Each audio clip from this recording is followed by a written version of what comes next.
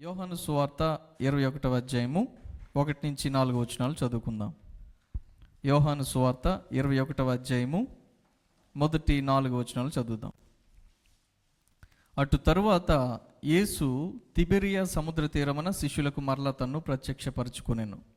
ఆయన తన్ను ప్రత్యక్షపరచుకునే విధమేదనగా, సీమోను పేతురును, దిదుమ అనబడిన తోమాయు, గలిలయలోని కానా అను ఊరివాడగు నతనయేలును, జబదయి కుమారులను ఆయన శిష్యులలో మరి ఇద్దరును కూడి ఉండిరి.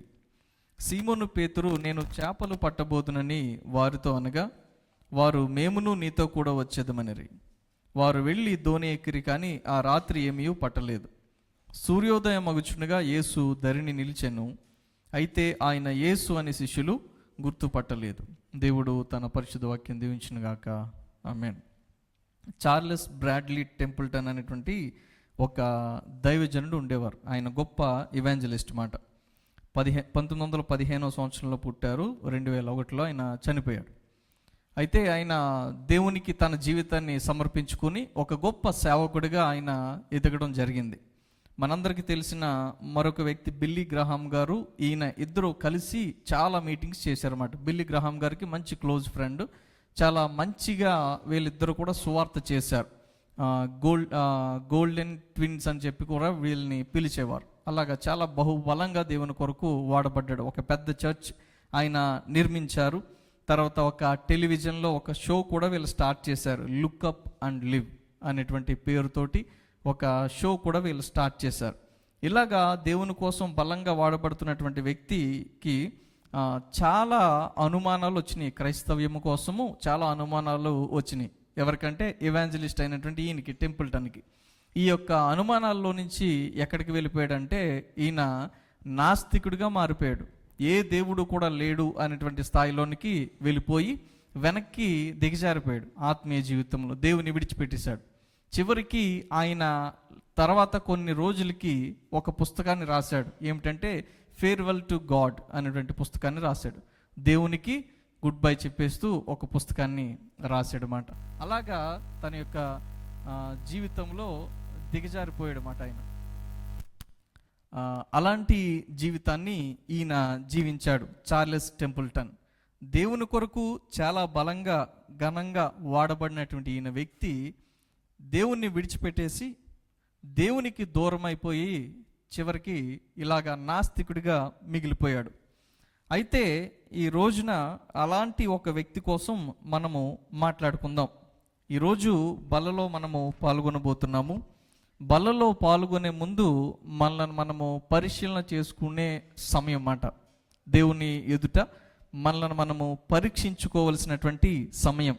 అనగా ఆత్మీయ జీవితంలో మనం ఎలాగున్నాము, బలంగా ఉన్నామా, లేదంటే వెనక్కి వెళ్ళిపోయామా, ఎక్కడైనా పడిపోయామా, ఎక్కడైనా దిగజారిపోయామా, ఎక్కడైనా దేవునికి ఏమైనా విషయాల్లో మనం దూరం అయిపోయామా, ఇది మనం ఒకసారి ఆలోచించుకొని సరి చేసుకుని బలలో పాల్గొనే ముందు ఒక మంచి తీర్మానం తీసుకుని మరలా ఉజ్జీవింపబడి బలలో పాల్గొనాలి.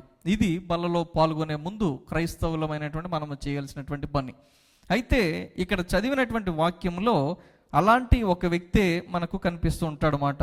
దేవుని కొరకు చాలా బలంగా వాడబడినటువంటి వ్యక్తి, కానీ చివరికి ఒకానొక సమయం వచ్చేసరికి ఆత్మీయంగా జీవితంలో దిగజారిపోయాడు, వెనకకు వెళ్ళిపోయాడు. అలాంటి సమయంలో మరలా యేసయ్య ఈయన దగ్గరికి వచ్చి ఈయన్ని మరలా బలపరిచి నిలబెట్టాడు. ఆ యొక్క వ్యక్తి కోసం మనం ఆలోచిద్దాం. ఆ వ్యక్తి స్థానంలో మనలను పెట్టుకుని మన స్థితి ఎలా ఉందో కూడా మనం ఆలోచిద్దాం. అయితే ఈ యొక్క వాక్యం ఇక్కడ మనము చదివినటువంటి సన్నివేశం అంతా కూడా ఎక్కడ జరుగుతుందంటే గలిలయ సముద్రం దగ్గర జరుగుతుంది. మనకి ప్రజెంటేషన్కి లేక మీకు చేయడానికి అవ్వట్లేదు, లేదంటే మీరు చూసేవారు. అయితే గలిలయ తీరం దగ్గర ఇదంతా కూడా జరుగుతుంది. నా యొక్క వాక్యాంశం కూడా గలిలయ తీరం. ఈ రోజున మనం ఆలోచించుకునేది గలిలయ తీరం కోసం ఆలోచిద్దాం. అయితే ఆ యొక్క గలిలయ తీరములో ఈ వ్యక్తికి ఉన్నటువంటి ఒక ప్రత్యేకమైనటువంటి అనుభవాన్ని మనం ఈరోజు తెలుసుకుందాం. మన లైఫ్స్లో ప్రతి ఒక్కరికి కూడా ఒక ప్రత్యేకమైనటువంటి అనుభవం, లేదంటే ఒక స్థలంతో ఒక మంచి సంబంధం, ఇలాంటివి మనకు కలుగుతూ ఉంటాయి. దాన్ని లైఫ్లో ఎప్పటికీ కూడా మర్చిపోలేము. అలాగే మనం ఆలోచించుకోబోయే వ్యక్తి యొక్క జీవితంలో కూడా, సార్ మీ జీవితంలో మర్చిపోలేనటువంటి స్థలం ఏదైనా ఉందా అని అడిగితే కనుక ఖచ్చితంగా ఆయన ఇదే చెప్తాడు. గలిలయ తీరం నా జీవితంలో మర్చిపోలేనటువంటి ఒక స్థలము, అది నా జీవితాన్ని మార్చింది. చాలా స్థలాల్లో నేను తిరిగాను, చాలా స్థలాల్లో నేను ఉన్నాను, కానీ గలిలయ తీరం మాత్రం నా జీవితంలో చాలా ప్రత్యేకమైనటువంటి స్థలం అండి అని చెప్తాడు. అయితే ఇక్కడ చదివిన వాక్యంలో తిబెరియా అనేటువంటి మాట కనిపిస్తుంటుంది కదా, తిబెరియా సముద్రం అని చెప్పి అక్కడ మాట్లాడుతూ ఉంటాడు.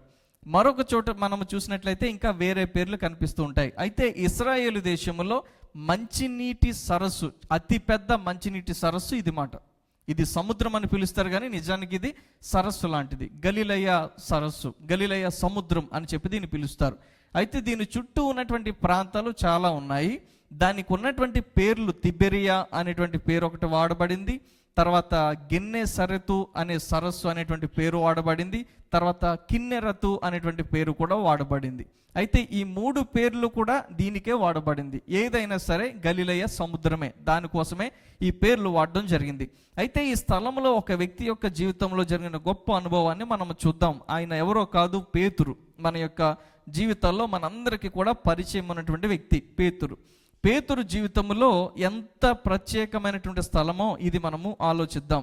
దేవుడు పేతురుని ఇదే స్థలంలో, అందరూ పైకి చూడండి, శ్రద్ధగా వినండి, నేను చెప్పే వాక్యాన్ని శ్రద్ధగా మీరు వినండి. ఒక కథా రూపంలో చెప్తాను.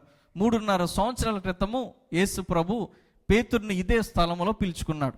ఇదే స్థలంలో ఆయన ఏం జరిగిందంటే, వారి జీవితంలో యేసు ప్రభుని కలవడానికి ముందు రోజు ఏం జరిగిందంటే, రాత్రి చేపలు పట్టడానికి సముద్రంలోనికి వెళ్ళారు. రాత్రంతా వలలు వేశారు, ఒక్క చేప కూడా దొరకలేదు. చివరికి వచ్చేసి ఒడ్డుకు వచ్చిన తర్వాత ఉదయాన్నే వలలు బాగు చేసుకుంటూ ఉంటే యేసు ప్రభు అక్కడికి వచ్చాడు, సువార్త చేశాడు చాలా మందికి. తర్వాత పేతురు యొక్క పడవ ఎక్కి లోపలికి వెళ్దాం రా అని చెప్పి చేపలు పట్టడానికి తీసుకుని వెళ్ళాడు. చాలా చేపలు దొరికినాయి, 2 పడవలు నిండిపోయినాయి. ఆ చేపలు పట్టిన తర్వాత ఒడ్డుకు వచ్చేసి చేపలు, పడవ, వల అన్నీ కూడా విడిచిపెట్టేసి మరలా యేసు ప్రభు వెనకాల వెళ్ళిపోయారు. యేసు ప్రభు ఇలాగ పేతురుని పిలుచుకోవడం జరిగింది. పేతురు, నువ్వు చేపలు పట్టడం కాదయ్యా, నువ్వు మనుషులను పట్టే జాలరుగా నేను చేస్తాను, కాబట్టి నువ్వు నా వెనకాల రా అని చెప్పి దేవుడు పిలుచుకున్నాడు. అయితే దేవుడు పిలుచుకోవడంతో దేవుని పిలుపును అంగీకరించి స్వీకరించి యేసయ్యతో పాటు వెళ్ళిపోయాడు. చాలా మంచి అనుభవాలు పొందుకున్నాడు. 3.5 సంవత్సరాలు యేసయ్యతో అనేక స్థలాలు తిరిగాడు, చాలా గొప్పగా వాడబడ్డాడు. అయితే ఇంత గొప్పగా వాడబడినటువంటి వ్యక్తి యేసు ప్రభు చనిపోయాడు. చనిపోయి మరలా తిరిగి లేచిన తర్వాత అప్పటికే చాలాసార్లు శిష్యులకి కనిపించాడు. అయితే అంతవరకు యేసు ప్రభు ఎలా ఉన్నాడంటే, ఎప్పుడు వీళ్ళతోటే కలిసి తిరిగాడు కదా, వీళ్ళందరూ కలిసి సువార్తకు వెళ్ళేవారు. యేసు ప్రభు ఎక్కడికి వెళ్తే అక్కడికి వీరు వెళ్తూ ఉండేవారు. కానీ యేసు ప్రభు తిరిగి లేచిన తర్వాత మహిమ స్వరూపంలో ఉన్నాడు కాబట్టి ఆయన వీరితో ఎక్కువ సమయాన్ని గడపలేదు, కానీ కనిపిస్తూ ఉండేవాడు, వీరిని బలపరిచారు. అయితే యేసు ప్రభు తిరిగి లేచి జరుగుతున్నటువంటి యొక్క సందర్భంలో పేతురు మరలా తిరిగి వెనక్కి వెళ్ళిపోయాడు. 3.5 సంవత్సరాలుగా దేవునితో ఉన్నటువంటి సంబంధం అంతా కూడా తెగిపోయింది, మరలా వెనక్కి వెళ్ళిపోయాడు. ఈ వెనక్కి వెళ్ళిపోయిన వ్యక్తిని మరలా పేతురును దేవుడు మరలా తిరిగి ఎలాగ బలపరిచాడో మనం చూద్దాం. అయితే ఈ సమయంలో యేసు ప్రభుకు దూరం అయిపోయినటువంటి సమయంలో ఎలాగ దూరం అయిపోయాడో, ఏం పనులు చేశాడో మనకు కనిపిస్తూ ఉంటుంది ఈ యొక్క వాక్య భాగంలో. ఆ 3 విషయాలు కూడా మనం ఈరోజు ఆలోచిద్దాం. అయితే ఇది ఆలోచిస్తున్నటువంటి సమయంలో నిన్ను నువ్వు ఒకసారి పరిశీలన చేసుకుంటూ ఇక్కడ కూర్చోవు. వాక్యాన్ని వింటున్నప్పుడు నా పరిస్థితి ఏమిటి? యేసయ్యను నమ్ముకుని నేను కూడా చాలా సంవత్సరాలు అయింది కదా, పేతురులాగే యేసయ్యను వెంబడించాను కదా, పేతురులాగే యేసు ప్రభుతో అనేక అనుభవాలు పొందుకున్నాను కదా, బట్ ఈ సమయంలో ఈ బలలో పాల్గొనే ముందు నా స్థితి ఏమిటి? పేతురులాగా ఒకవేళ నేను ఉన్నానా అనేటువంటి విషయాన్ని మనం పరిశీలన చేసుకుందాం. మొట్టమొదటిగా పేతురు చేసినటువంటి పని ఏమిటంటే 21వ అధ్యాయము 3వ వచనంలో ఒక మాట కనిపిస్తుంటుంది. యోహాను సువార్త 21వ అధ్యాయం 3వ వచనంలో, సీమోను పేతురు నేను చేపలు పట్టబోదునని వారితో అనగా అనేటువంటి మాట అక్కడ మనకు కనిపిస్తుంటుంది. మొట్టమొదటిగా పేతురు చేసినటువంటి పని ఏమిటంటే పనులతో జత కట్టాడు. పనులతో జత కట్టాడు పేతురు చేసినటువంటి పని. యేసు ప్రభు తిరిగి లేచాడు, చనిపోయి 3వ రోజున తిరిగి లేచాడు, వీరికి కనిపించాడు. కానీ ముందులాగా వీరితో లేడు కదా. అయితే ఈ గ్యాప్లో పేతురు యొక్క ఆలోచన మారిపోయింది. ఏం చేశాడంటే పనులతోటి జత కట్టి వెళ్ళిపోయాడు. అయితే ఆ సందర్భంలో పేతురుతో పాటు ఎంతమంది ఉన్నారంటే 7 ఉన్నారు. పేతురుతో సహా 7 ఉన్నారంటే శిష్యుల్లో సగం మంది ఉన్నట్టు కదా. రేషియో పర్సంటేజ్ చూస్తే ఇంకా ఎక్కువే, 50% కంటే ఎక్కువ, ఎందుకంటే 7 ఉన్నారు. యేసు ప్రభు పిలుచుకున్నది 12 మందిని. యోధ అప్పటికే చచ్చిపోయాడు. 7 పేతురుతో ఉన్నారు. అయితే పేతురు అక్కడ చెప్తున్నటువంటి మాట, నేను చేపలు పట్టడానికి వెళ్తున్నాను రా అని చెప్పాడు మిగిలిన వాళ్ళతో. మిగిలిన వాళ్ళందరూ కూడా, అన్న నువ్వు ఎక్కడికి వెళ్తే మేము కూడా వచ్చేస్తామని చెప్పి, మేము కూడా వస్తామని చెప్పి వాళ్ళు కూడా వెంబడించారు. అయితే పేతురు చేసినటువంటి పనుల్లో ఆయన చేసినటువంటి పని ఇది మాట, పనులతో జత కట్టాడు. అయితే ఒక్కసారి ఆలోచించండి, వేటకి వెళ్ళాలంటే ఏం కావాలి? పడవ కావాలి, వల కావాలి, వేటాడే వాళ్ళు కావాలి. పేతురు చేసినటువంటి పని ఒక్కసారి కొన్ని సంవత్సరాల వెనక్కి వెళ్ళి గుర్తు తెచ్చుకుంటే 3.5 సంవత్సరాల క్రితం యేసు ప్రభు ఈయన్ని పిలుచుకున్నప్పుడు ఇదే గలిలయ తీరంలో పడవను, వల, చేపలు అన్నీ కూడా విడిచిపెట్టి యేసు ప్రభును వెంబడిస్తూ వెళ్ళిపోయాడు. మరి ఇప్పుడు వేటకి వెళ్ళాలంటే ఇవన్నీ కావాలి కదా, ఇవన్నీ లేకుండా వేటకి వెళ్ళలేడు కదా. పేతురు యొక్క జీవితంలో ఉన్నటువంటి ఒక బాధాకరమైన విషయం ఏమిటో తెలుసా? పేతురు పడవని ఇంకా దాచుకున్నాడు, పూర్తిగా వదిలిపెట్టలేదు పడవని. పడవ ఇంకా ఉంది. వేటాడడానికి వలను కూడా దాచుకున్నాడు. ఈ 2 దాచుకుని ఇన్ని సంవత్సరాలు కూడా జీవించాడు. ఈ రోజున వేటకు వెళ్ళడానికి ఆ 2 అవసరమైనవి, ఆ 2 కూడా పట్టుకుని ఆయన వేటకు వెళ్ళిపోవలసిన పరిస్థితి ఇక్కడ కనిపిస్తుంది. అయితే పేతురు ఎవరితో ఉండాలి? దేవుని పనిలో ఉండాలి కదా. దేవుడు పిలుచుకున్నాడు. చేపలు పట్టడం నీ వృత్తి కాదు, అది అయిపోయింది, ఆ సమయం అయిపోయింది. ఇక నుంచి నువ్వు మనుషులను పట్టాలి, మనుషులను పట్టే జాలరిగా నేను చేస్తానని చెప్తే, తను దేవునితో ఉండాల్సినటువంటి వ్యక్తి, లేదంటే దేవుని పనిలో ఉండాల్సినటువంటి వ్యక్తి ఏం చేశాడంటే తన పాత పనిలోనికి వెళ్ళిపోయాడు. మిగిలిన వారి సంగతి ఏంటంటే, వాళ్ళు కూడా యేసయ్యతో తిరిగిన వాళ్ళే కదా, వాళ్ళను కూడా యేసు ప్రభు పిలుచుకున్నాడు, వారిని కూడా సువార్తకు పంపించాడు, వారు కూడా అద్భుతాలు చేశారు, దేవునితో అన్ని స్థలాల్లో వాళ్ళు కూడా ఉన్నారు. కానీ పేతురు నేను చేపలు పడతానంటే, అన్నా తప్పన్నా, మనం అది చేయకూడదు, యేసు ప్రభు తన పని కోసం మనల్ని పిలిచాడు కదా, మనం అలాగా దేవుని విడిచి వెనక్కి వెళ్ళిపోతే ఎలాగా అని చెప్పి ఒక్కరు కూడా పేతురుని ఆపలేదు, ఒక్కరు కూడా పేతురుని మందలించలేదు. ఎందుకంటే పేతురు బహుశా పెద్దవాడు అయి ఉండొచ్చు వీళ్ళందరికంటే, శిష్యులందరిలో కూడా చాలా యాక్టివ్గా ఉండేవాడు. ఇంత పెద్ద వ్యక్తే ఇలా చేస్తే మనమేంటి అని చెప్పి పేతురు వెనకాల వీళ్ళు కూడా వెళ్ళిపోయారు. నేను కూడా వచ్చేస్తానన్నా అని చెప్పి ప్రతి ఒక్కరు కూడా వెళ్ళిపోయారు. పేతురు చేసినటువంటి మొట్టమొదటి పని, దేవుని పనిలో ఉండాల్సినటువంటి వ్యక్తి తన సొంత పనుల్లో మునిగిపోయాడు, పనులతోటి జత కట్టాడు. దేవుని పనిలో ఉండాల్సినటువంటి వ్యక్తి, చాలాసార్లు మనము కూడా ఇదే చేస్తూ ఉంటాం.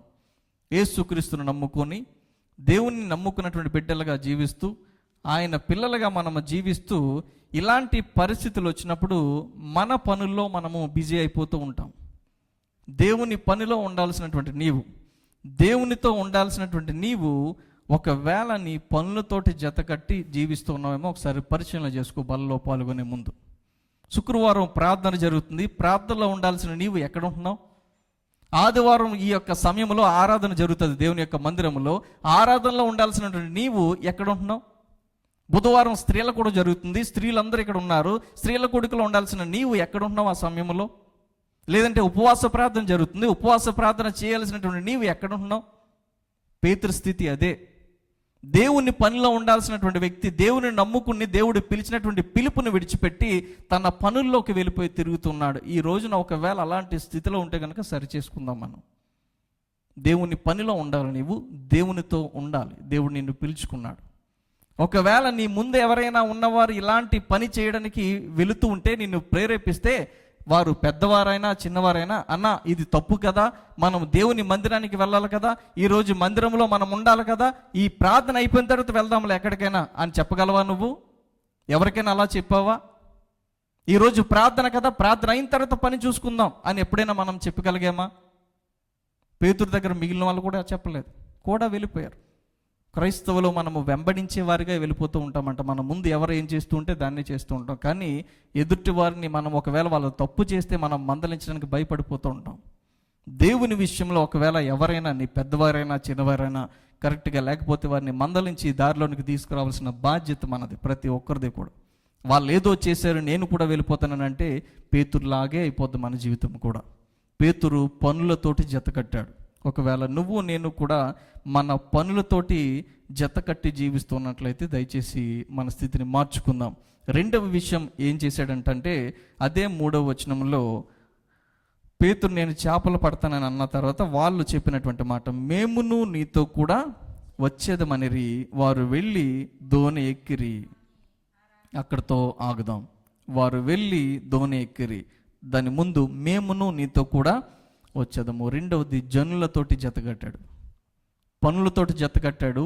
రెండవది జనులతోటి జతకట్టాడు. ఏం చేశాడు? అతని స్నేహితులు లేదంటే పనివారు వీళ్ళందరితోటి కలిసి జతకట్టి వెళ్ళాడు. వేటకి వెళ్ళాలంటే కూడా కొంతమంది కావాలి కదా, ఒక్కడు వెళ్ళి వేటాడి వచ్చేయలేడు. కానీ తన స్నేహితులు వచ్చారు. స్నేహితులతో పాటు ఆ స్థలంలో ఇంకా చాలామంది ఉండొచ్చు. ఒక విధంగా ఆలోచిస్తే తన పాత వృత్తిలోనికి వెళ్ళిపోయాడు కదా, పాత వృత్తిలో పాత స్నేహితులు కూడా ఉంటారు. ఆ తీరంలో చేపలు పట్టే వాళ్ళు చాలామంది జాలర్లు పేతురు స్నేహితులు ఉండొచ్చు. వాళ్ళందరినీ విడిచిపెట్టి 3.5 సంవత్సరాలు దేవునితో తిరిగాడు కదా. అయితే ఇప్పుడు మరలా తిరిగి ఆ స్థలంలోనికి వెళ్ళిపోవడంతో మరలా ఆ జనంతో జత కట్టేశాడు. వాళ్ళందరి యొక్క పరిస్థితి ఎలా ఉందో, దేవుడు లేడు, దేవుడిని యొక్క భయం లేదు, అక్కడ ఉండే పరిస్థితులన్నీ కూడా డిఫరెంట్. అంతవరకు మంచి ఆత్మీయమైనటువంటి వాతావరణంలో పెరిగాడు 3.5 సంవత్సరాలు. ఇప్పుడు ఒకేసారి ఆ స్థితిని విడిచిపెట్టేసి మరలా లోకంలోనికి వెళ్ళిపోయాడు. మరలా తిరిగి తన పాత స్థలానికి వచ్చేసాడు. అయితే పేతురు ఎవరితో జతకట్టి జీవించాలంటే దేవునితో జతకట్టి జీవించాలి. ఎందుకంటే దేవుడు పిలుచుకున్నాడు కాబట్టి. బట్ దేవునితో జతకట్టాల్సినటువంటి వ్యక్తి మనుషులతో జతకట్టాడు. ఇది దేనికి సాదృశ్యంగా ఉందంటే మనుషుల మాటలు వినడం, లేదంటే మనుషులను సంతోషపెట్టేలాగా జీవించడం, లేదంటే మనుషులకు నచ్చినట్టు నడవడం దీనికి గుర్తుగా ఉంది మన ఆత్మీయ జీవితాలకి. మన ఆత్మీయ జీవితాన్ని ఒకసారి పరిచయం చేసుకుందాం. పేతురు జనంతో జతకడితే మనం ఎవరితో జతకడుతున్నాం? దేవుని మాట వింటున్నావా? దేవునితో సహవాసం చేస్తున్నావా? దేవునితో జతకట్టి జీవించగలుగుతున్నావా? లేదంటే మనుషుల ఇష్ట ప్రకారంగా ఒకవేళ జీవిస్తున్నావా? మనుషులకు నచ్చినట్టు ఒకవేళ నడుచుకోవాలనుకుంటున్నావా? లేదంటే మనుషులను సంతోషపెట్టడానికి ఒకవేళ మనం జీవించాలనుకుంటున్నామా? ఎలాంటి స్థితిలో ఉంటే కనుక మనం మార్చుకుందాం. ఎవరితో మనము జతకట్టి జీవిస్తున్నాం ఈ లోకంలో? దేవునితో జతకట్టేవాడు మనుషుల్ని ఖచ్చితంగా బాధ పెడతాడు. మనుషులు నీకు దూరం అవ్వచ్చేమో, బంధుమిత్రులు దూరం అవ్వచ్చేమో, స్నేహితులు దూరం అవ్వచ్చేమో, కానీ దేవునితో జతకడితే అంతకంటే దానికి రెట్టింపు దేవుడు నీకు ఇస్తాడు. ఒకవేళ నీకు అమ్మా నాన్న నిన్ను విడిచిపెట్టేయచ్చు దేవునితో జతకట్టడం వల్ల, కానీ దేవుడు నీకు అనేక మంది ఆత్మీయ తల్లిదండ్రులను అనుగ్రహిస్తాడు. సహోదరులు నిన్ను విడిచిపెట్టేచ్చేమో, కానీ దేవుని నమ్ముకుంటే అనేక మంది సహోదరులు దేవుడు నీకు ఇస్తాడు. మా తండ్రి దేవుని సేవలకు వచ్చిన తర్వాత బంధుమిత్రులందరినీ కూడా విడిచిపెట్టి వచ్చేసారు మా నాన్నగారు. చాలామంది వాళ్ళ యొక్క వివాహాలకి లేదంటే శుభకార్యాలకి వెళ్ళలేదని చెప్పి మమ్మల్ని దూరం పెట్టారు కూడా. కానీ దేవుడు మా బంధువులందరూ మాకు దూరమైన ఒక మంచి సంఘాన్ని ఇచ్చాడు. సంఘంలోనే అందరినీ చూసుకుంటారు, వాళ్ళు అలాగే జీవిస్తుంటారు. బంధుమిత్రులు మనకు దూరం అవ్వచ్చేమో, కానీ దేవుడు దానికి రెట్టింపు మనకు అనుగ్రహిస్తాడు. మంచి కుటుంబాన్ని దేవుడు మనకు అనుగ్రహిస్తాడు. కాబట్టి మనుషుల కోసం ఎప్పుడు కూడా ఆలోచించొద్దు. మనుషుల మాటలు వింటూ మనం ఇప్పుడు కూడా బ్రతకొద్దు. మనుషులతో జతకడితే దానివల్ల మనమే నష్టపోతాం. పేతురు చేసినటువంటి పని ఇదే, జనంతో జతకట్టాడు. మూడవ విషయం ఏం కనిపిస్తుందంటే 4వ వచనంలో సూర్యోదయం అగుచుండగా యేసు ధరిని నిలిచెను. అయితే ఆయన యేసు అనే శిష్యులు గుర్తుపట్టలేదు. మూడవది ప్రభువుకు దూరం అయిపోయాడు. పనులతోటి జతకట్టాడు, జనులతో జతకట్టాడు, చివరికి ప్రభువుకు దూరం అయిపోయాడు. ఇది పేతురు యొక్క జీవితం. 3.5 సంవత్సరాల అనుభవాలు ఏమయ్యాయో తెలియదు. దేవుడు పిలుచుకున్నటువంటి పిలుపు ఏమైందో తెలియదు. దేవుని యొక్క పిలుపును మర్చిపోయాడు, అనుభవాలను మర్చిపోయాడు, తన సొంత పనులతోటి జతకట్టి వెళ్ళిపోయాడు, జనంతోటి జతకట్టి వేటాడడానికి వెళ్ళిపోయాడు. అయితే ఇలాంటి స్థితిలోనికి వెళ్ళిపోయినటువంటి ఇతని జీవితంలో ఏదో సంపాదించేస్తానో, ఏదో చేసేస్తానో, నేను వెళ్ళి వేటాడేసి చేపలు తెచ్చుకుంటానని వెళ్ళిపోయాడు కదా. తన పాత వృత్తిలోనికి వెళ్ళిపోయాడు. తన స్నేహితులతోటి కలిసి వేటకి వెళ్ళిపోతే రాత్రంతా కూడా వాళ్ళు శ్రమ పడ్డారంట. రాత్రంతా కూడా వలలు వేశారు, కానీ ఒక్క చేప కూడా వాళ్ళకి దొరకలేదు. అక్కడే ఉంటుంది, ఒకసారి చదువుదాం. వాళ్ళు ఈ పని చేయడానికి వెళ్ళిపోయారు కదా, అక్కడ కనిపిస్తుంటుంది చూడండి. 21వ అధ్యాయంలో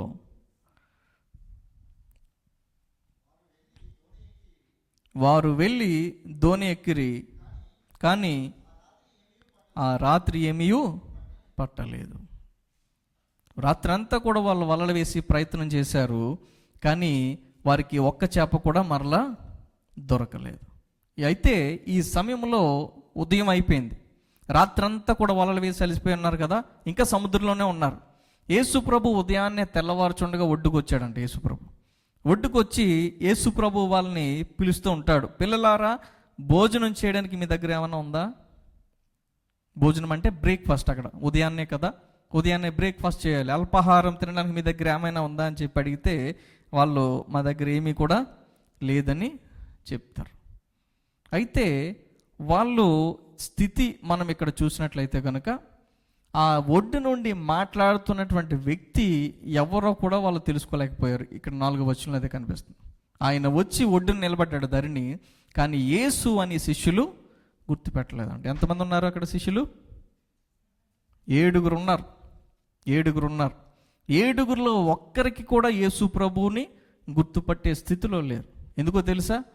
తమ పనులతోటి దూరం అయిపోయారు, జనంతో జతకట్టారు, ఇంకా దేవునితో సహవాసం లేదు, దేవుని పనిలో లేరు, దేవునితో సహవాసంలో లేరు. కాబట్టి చివరికి దేవుణ్ణి గుర్తుపట్టే స్థితిలో కూడా వాళ్ళు లేకుండా మారిపోయారు అన్నమాట. అయితే ఇప్పుడు వీరి యొక్క జీవితాల్లో ఏం జరిగిందంటే, ఇంత ప్రయత్నించినా సరే రాత్రి అంతా కూడా వలలు వేస్తూ చేపలు పట్టడానికి ప్రయత్నించిన ఒక్క చేప కూడా వారికి దొరకలేదు. 3.5 సంవత్సరాల క్రితము ఇదే అనుభవము పేతురుకి ఎదురైంది. ఇదే అనుభవం ఒకసారి జ్ఞాపకం చేసుకుందాం. పేతురు జీవితంలో మొట్టమొదట్లో దేవుడు పిలుచుకున్నటువంటి పిలుపులో ఇదే గలిలయ తీరములో, ఇదే సముద్రంలో ఈయన చేపలు పట్టి ఒడ్డుకు వచ్చేస్తే, పేతురు చేపలు పడదాం లోపలికి వెళ్దామంటే యేసుప్రభుతో ఒక మాట చెప్తాడు, అయ్యా రాత్రంతా కూడా శ్రమ పడ్డాము, ఒక్క చేప కూడా దొరకలేదు, కానీ నీ మాట చొప్పున వలలు వేస్తాను అంటే నడు వెళ్దామని చెప్పి యేసుప్రభు తీసుకువెళ్తే 2 పడవల నిండా చేపలు దేవుడు అనుగ్రహించాడు. వలలు వేసి పడితే వాళ్ళ పడవ నిండిపోయి మునిగిపోతుంటే స్నేహితులను పిలవమన్నాడు, వాళ్ళు కూడా వచ్చి పడవ నింపేసుకున్నారు. ఇప్పుడు ఒడ్డుకు వచ్చారు. 3.5 సంవత్సరాల క్రితం సేమ్ ఇదే జరిగింది.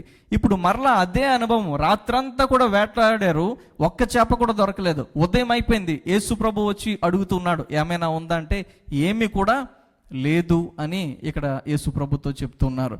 ఎందుకు ఈ అనుభవం దేవుడు ఇచ్చాడో తెలుసా? ఇది అయిన తర్వాత అక్కడ ఏం జరిగిందంటే, అయితే మీ కుడివైపున వల వేయండి అని చెప్పాడు యేసు ప్రభు బయట నుంచి. వెంటనే కుడివైపున వల వేస్తే చాలా చేపలు వచ్చినాయి అంట. అక్కడ మనకు కనిపిస్తూ ఉంటుంది. వారు కుడివైపున వల వేసిన తర్వాత చేపలు విస్తారముగా పడ్డాయి అని చెప్పి ఇక్కడ కనిపిస్తూ ఉంటుంది. చాలా చేపలు విస్తారముగా పడ్డాయి. దీని ద్వారా పేతురుకి యేసుప్రభు నేర్పించాలనుకుంటున్న పాఠం ఏంటో తెలుసా? పేతురు, నువ్వు నన్ను వదిలేసి నువ్వు వేటాడదామని వెళ్ళిపోయాడు కదా, నీ పనులతోటి జతకట్టి వెళ్ళిపోయావు. పడవ ఉంది, వల ఉంది, వేటాడడానికి స్నేహితులు ఉన్నారు, సహాయం చేయడానికి పనివారు ఉన్నారు, వెళ్ళిపోయి వేటాడేద్దామని చెప్పి వెళ్ళిపోయావేమో. కానీ నీ దగ్గర పడవ ఉన్నా, వల ఉన్నా, నీ చుట్టూ పని చేయడానికి పనివారు ఉన్నా సరే, నేను లేకపోతే నీ జీవితంలో ఒక్క చేప కూడా దొరకదు. ఇది దేవుడు పేతురుకి నేర్పించాలనుకున్న పాఠం. పేతురు వల ఉంటే సరిపోతుంది, పడవ ఉంటే సరిపోద్ది, నేను వెళ్ళి వేటాడేస్తానని చెప్పాడు. చిన్నప్పటి నుంచి పరిచయం ఉన్నటువంటి స్థలం కదా, ఏ సమయంలో వెళ్ళాలో తెలుసు, ఎక్కడ దొరుకుతాయో తెలుసు, అదే స్థలంలో పెరిగారు. అలాంటి వ్యక్తి జీవితంలో ఏది కూడా దొరకలేదంటే దేవుడు చెప్తున్నటువంటి పాఠం ఇదే. నీకు ఇవన్నీ ఉండొచ్చేమో, కానీ యేసయ్య లేకపోతే నువ్వేమీ కూడా సాధించలేవు. ఈ రోజున నీ జీవితంలో, నా జీవితంలో కూడా దేవుడు చెప్పాలనుకుంటున్న పాఠం ఇదే. ఒకవేళ నీవు నీ పనులతో జతకట్టి వెళ్ళిపోతూ ఉంటే, లేదంటే జనులతోటి జతకట్టి వెళ్ళిపోతే, దేవుణ్ణి మర్చిపోయి ఉంటే కనుక, నీకు టాలెంట్ ఉండొచ్చు, చదువు ఉండొచ్చు, ఆస్తిపాస్తులు ఉండొచ్చు, నీ చుట్టూ స్నేహితులు ఉండొచ్చు, బంధుమిత్రులు ఉండొచ్చు, నేనేదో చేసేస్తానని నువ్వు అనుకోవచ్చు. కానీ యేసయ్య లేకపోతే నీకు ఒక్క చేప కూడా దొరకదు. ఏమీ సాధించలేవు, ఏమీ సాధించలేవు. పేతురు ఏదో చేసేద్దాం, చాలా సాధించేద్దాం అనుకున్నాడు. దేవుడు లేకుండా తెలిసినటువంటి పనే కదా, చేతిలో పని, అలవాటు ఉన్నటువంటి పని. అలాంటి వ్యక్తికి ఇంత గొప్ప పాఠాన్ని దేవుడు నేర్పితే నీకు నాకు ఇంకెంత గొప్ప పాఠం దేవుడు నేర్పిస్తున్నాడు. ఒకసారి ఆలోచించుకుందాం.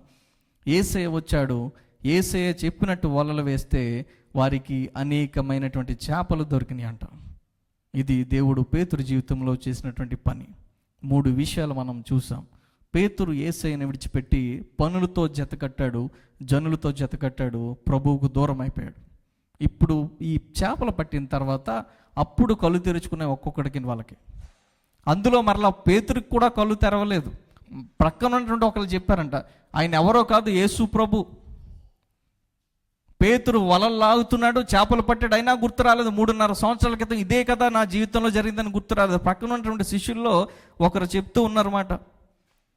కాబట్టి యేసు ప్రేమించిన శిష్యుడు ఆయన ప్రభువు సుమి అని పేతురుతో చెప్పాను. ఆయన ప్రభువు అని సీమోను పేతురు విని వస్త్రహీనుడై ఉన్నందున పై బట్ట వేసి సముద్రంలో దుమికెను అని చెప్పాను.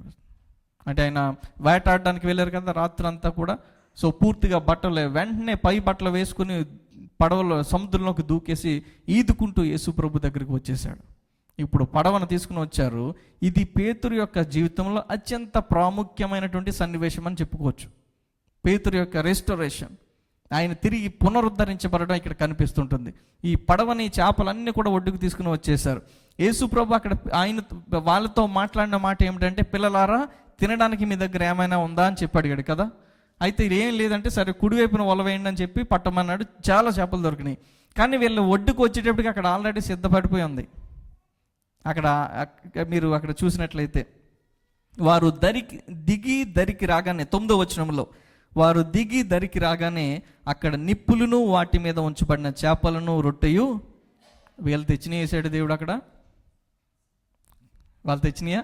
కాదు కదా. వాళ్ళు ఇంకా పడవని దరికి చేశారు. కానీ వాళ్ళు వచ్చేసరికి దేవుడు ఆల్రెడీ చేపలు రొట్టె కూడా. దాని ద్వారా ఇంకొక పాఠం ఏంటో తెలుసా?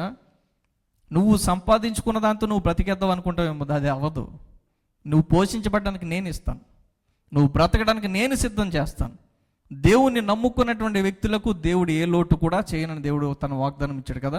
ఆకాశ పక్షులు చూడండి, అవి విత్తవు కోయవు, కానీ వాటికంటే మీరు శ్రేష్ఠులని దేవుడు చెప్తున్నాడు. కాబట్టి నీవు పోషించబడడానికి బ్రతకడానికి ఏమీ కంగారు పడిపోవాల్సిన అవసరం లేదు. దేవుడు అన్నీ చూసుకుంటాడు, దేవుడు ఇస్తాడు. వాళ్ళు వేటాడి తెచ్చినాయి అక్కడేం పెట్టలేదు, దేవుడు ఆల్రెడీ సమకూర్చేసాడు. వాళ్ళకి అక్కడ ఒడ్డు దగ్గర ఉన్నాయి. అవి చూసిన తర్వాత ఇప్పుడు శిష్యులంతా కూర్చున్నారు. పేతురు యేసు ప్రభు మాట్లాడుకుంటూ ఉన్నారు. మధ్యలో మంట ఉన్నాయి. ఆ మంటలోనేమో చేపలు రొట్టె అక్కడ కాలుతూ ఉన్నాయి. యేసు ప్రభు ఒకవైపు కూర్చున్నాడు, పేతురు మరొక వైపు కూర్చున్నారు. ఇప్పుడు పేతురుతో యేసు ప్రభు మాట్లాడుతూ ఉన్నాడు. ఇదే సన్నివేశము కొద్ది రోజుల క్రితము ఒక చోట జరిగింది. ఎక్కడంటే యేసు ప్రభుని పట్టుకున్నప్పుడు, యేసు ప్రభును పట్టుకుని జడ్జిమెంట్ చేస్తున్నటువంటి, తీర్పు తీస్తున్నటువంటి సమయంలో ఈయన పెద్దల దగ్గరికి తీసుకువెళ్తున్నప్పుడు చలి మంటలో కూర్చున్నాడు పేతురు కదా. ఇటువైపు పేతురు ఇలాగ చలి మంట కాచుకుంటూ కూర్చుంటే అటువైపు నుంచి యేసు ప్రభుని కొరడాలతో కొట్టి తీసుకుని వెళ్ళిపోతూ ఉన్నారు. అలాగా యేసు ప్రభు వెళ్ళిపోతున్నప్పుడు చూస్తూ ఉంటే ఇక్కడ పక్కన ఉన్నటువంటి ఒక అమ్మాయి అడిగింది, నువ్వు కూడా యేసు ప్రభుతో ఉన్నావు కదా, నీ ఫేస్ చూస్తే తెలిసిపోతుంది అని చెప్పి 3 సార్లు అడిగితే 3 సార్లు కూడా ఆయన ఎవరో నాకు తెలియదు అని చెప్పాడు పేతురు. ఇప్పుడు మరీ అదే సన్నివేశం, అదే అనుభవం దేవుడు ఇస్తున్నాడు. ఇక్కడ మంట కాలుతుంది, అటువైపు పేతురు కూర్చున్నాడు, ఎదురుగా యేసు ప్రభు కూర్చున్నాడు. యేసు ప్రభు అడుగుతున్నటువంటి మాట, వారు భోజనము చేసిన తర్వాత యేసు సీమోను పేతురుని చూచి, యోహాను కుమారుడైన సీమోను, వీరికంటే నీవు నన్ను ఎక్కువగా ప్రేమించుచున్నావా అని అడిగాడు. వాళ్ళందరూ ఇంకా 6 ఉన్నారు కదా పేతురు కాకుండా, వాళ్ళందరూ అక్కడే కూర్చున్నారు. భోజనం చేసేస్తున్నాడు పేతురు కూడా చక్కగాని తినేస్తుంటే సడన్గా యేసు ప్రభు అడుగుతూ ఉన్నాడు అన్నమాట, పేతురు వీళ్ళందరికంటే నువ్వు నన్ను ఎక్కువగా ప్రేమిస్తున్నావా అంటే, అవును ప్రభా చాలా ఎక్కువగా ప్రేమిస్తున్నాను. మరొకసారి కాసేపు అయిపోయింది. తర్వాత మళ్ళీ యేసు ప్రభు చెప్పిన మాట, నా గొర్రె పిల్లలను మేపమని చెప్పేశాడు. తర్వాత మరలా యోహాను కుమారుడైన సీమోను, నన్ను ప్రేమించుచున్నావా అని 2వసారి అడిగాడు. పేతురు వెంటనే 2వసారి, అవును ప్రభువా నేను నిన్ను ప్రేమించుచున్నానని నీకు తెలుసు అని చెప్పాడు. అయితే నా గొర్రెలను కాయి అని చెప్పాడు. 17వ వచనానికి వచ్చేసరికి మరలా 3వసారి, యోహాను కుమారుడైన సీమోను నన్ను ప్రేమించుచున్నావా అని అడిగితే, అప్పుడు 3వసారి తన్ను దేవుడు అడిగినందుకు వ్యసన పడ్డాడంట. వ్యసన పడి ఏం చెప్తూ ఉన్నాడంటే, ప్రభువా నీవు సమస్తము ఎరిగిన వాడవు, నిన్ను ప్రేమించుచున్నానని నీవే ఎరుగుదు అని ఆయనతో చెప్పాను. అప్పుడు మరలా అయితే నా గొర్రెలను మేపు అని చెప్పాడు. ఇది పేతురు జీవితంలో రెస్టోరేషన్ అవుతున్నటువంటి సమయం మాట. పేతురు ఇక్కడ కూర్చున్నాడు, యేసు ప్రభు అక్కడ కూర్చున్నాడు. పేతురు, నువ్వు నన్ను వీళ్ళందరికంటే ఎక్కువగా ప్రేమిస్తున్నావా? ఎస్, నేను ఆల్రెడీ నిన్ను చాలా ఎక్కువగా ప్రేమిస్తున్నాను ప్రభువా అని చెప్పాడు. సరే అయితే అన్నాడు. కొద్దిసేపు అయిపోయింది. మరలా పేతురుని యేసు ప్రభు అడుగుతున్నాడు, పేతురు నువ్వు నన్ను ప్రేమిస్తున్నావా అంటే, అవును ప్రభువా నీకు తెలుసు కదా అన్నాడు. మూడోసారి అడిగేసరికి కొంచెం తడబడుతూ ఉన్నాడు, మాట్లాడడానికి లేదంటే ఆన్సర్ చెప్పడానికి తడబాటు వస్తుంది. ఎందుకు యేసు ప్రభు 3 సార్లు అడిగాడు తెలుసా? యేసు ప్రభు యొక్క మనసులో ఉన్నటువంటి మాట పేతురుకి ఇక్కడ అర్థమై ఉండొచ్చు. ఎందుకంటే నువ్వు నన్ను ప్రేమించేలాగైతే కొద్ది వారాల క్రితము నేను ఎవరో తెలియదని ఎందుకన్నావు పేతురు? ఇదే సన్నివేశం అక్కడ జరిగింది 1 వారం రోజుల క్రితం. అప్పుడు మత పెద్దల ముందు ఆయన ఎవడో నాకు తెలియదని నువ్వు అన్నావు. ఒకవేళ నువ్వు నన్ను ప్రేమించేవాడు అయితే ఈరోజు నన్ను వదిలేసి నా పిలుపును వదిలిపెట్టి చేపలు పట్టడానికి ఎలా వెళ్ళిపోయావు? నువ్వు నన్ను ప్రేమించేవాడు అయితే వీళ్ళందరినీ తీసుకుని మరలా వెనక్కి ఎందుకు వెళ్ళిపోయావు? ఇది దేవుని యొక్క ప్రశ్న. ఇప్పుడు పేతురులో మార్పు వచ్చింది, టోన్ మారింది. మొదటి 2 సార్లు చాలా గట్టిగా నేను ప్రేమించేస్తున్నానని చెప్పాడు. 3వసారి మాట్లాడడానికి మాటలు రావట్లేదు. వ్యసనపడి, దుఃఖపడి, బాధపడి ఆన్సర్ చెప్తూ ఉన్నాడు. ఒకవేళ నువ్వు నన్ను ప్రేమించేలాగైతే ఈ పనులన్నీ ఎందుకు చేస్తావు పేతురు? ఇది దేవుడి యొక్క ప్రశ్న. ఇది అయిపోయిన తర్వాత పేతురుతో యేసు ప్రభు చెప్తున్న మాట, పేతురు నువ్వు నన్ను ప్రేమిస్తున్నావు, ఇప్పుడు నాకు అర్థమైంది. అయితే ఒక మాట చెప్తాను, నువ్వు యవనస్తుడిగా ఉన్నప్పుడు నీకు ఇష్టమైనటువంటి డ్రెస్ వేసుకుని వెళ్ళిపోయావు, నీకు నచ్చిన స్థలానికి వెళ్ళిపోయావు. కానీ నువ్వు ముసలోడు అయిపోతావు, అప్పుడు నీకు నచ్చినటువంటి స్థలానికి వెళ్తావు. తర్వాత నీ చేతులు ఇంకొకరు పట్టుకుంటారు, నీ నడుము వేరొకడు కడతాడు, నీకు ఇష్టము కాని చోటుకి నిన్ను మోసుకొని పోతారని చెప్పి పేతురుతో చెప్పాడు. పేతురు ఎలాగ చనిపోబోతున్నాడో ముందుగా యేసుప్రభు ఇక్కడ పేతురుతో చెప్పడం మనకు కనిపిస్తుంటుంది. ఇంతవరకు నీ ఇష్టం వచ్చినట్లు జీవించావు, అయితే నువ్వు ముసలివాడు అయిన తర్వాత ఏం జరుగుతుందని చెప్పి యేసుప్రభు చెప్తూ ఉన్నాడు. అయితే ఇలాంటి స్థితిలోకి వెళ్ళిపోయినటువంటి పేతురు ఈ రోజున యేసుప్రభు అక్కడ కూర్చోబెట్టి మాట్లాడాక మరలా తిరిగి పునరుద్ధరించబడ్డాడు. పునరుద్ధరించబడిన తర్వాత ఎలాగ వాడబడ్డాడో మనందరికీ కూడా తెలుసు. మరలా జీవితంలో వెనక్కి వెళ్ళలేదు, మరలా ఏ రోజు కూడా తిరిగి వెనక్కి వెళ్ళిపోలేదు, దేవుణ్ణి విడిచిపెట్టలేదు. ముసలివాడు అయిన తర్వాత దేవుని కొరకు సేవ చేసి అనేక స్థలాల్లో సువార్త చేసిన తర్వాత అతనిని సిలువ వేయాలని చెప్పి, హతసాక్షిగా మార్చాలని చెప్పి గవర్నమెంట్ నిర్ణయం తీసుకుంది. అప్పుడు పేతురు వారితో చెప్పినటువంటి మాట, అయ్యా మా గురువు గారు అంత గొప్పవాడిని కాదు, నేను ఆయనలాగా సిలువ వేయొద్దు, దయచేసి నన్ను తలక్రిందులుగా సిలువ వేయండి అని చెప్పి కోరుకున్నాడు పేతురు. అప్పుడు పేతురుని తలక్రిందులుగా సిలువ వేసి చంపేశారు.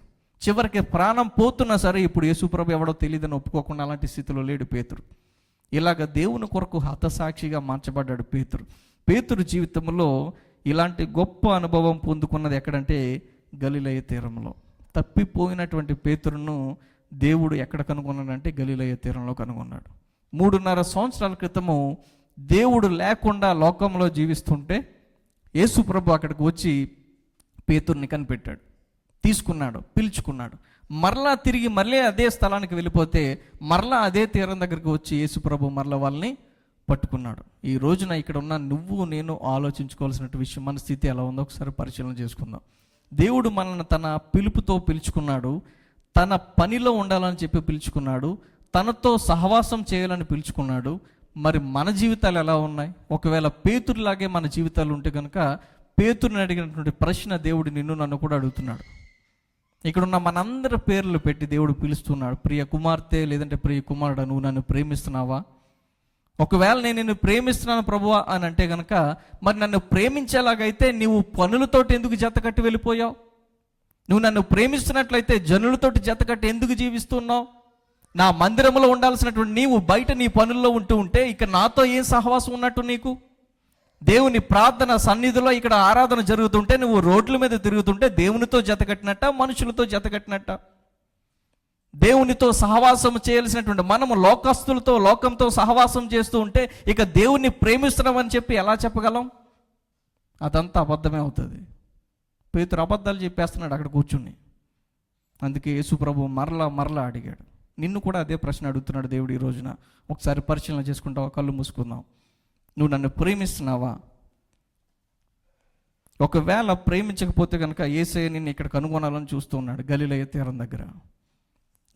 తీరం దగ్గర పేతురుని కనుగొన్నాడు. నిన్ను కూడా యేసు ప్రభు కనుగొనడానికి ఎదురు చూస్తూ ఉన్నాడు. గలిలయ తీర అనుభవంలోనికి వస్తావా? యేసయ్య నీ నుంచి నా నుంచి కూడా అదే కోరుకుంటూ ఉన్నాడు. ఒకసారి సరి చేసుకుందామా?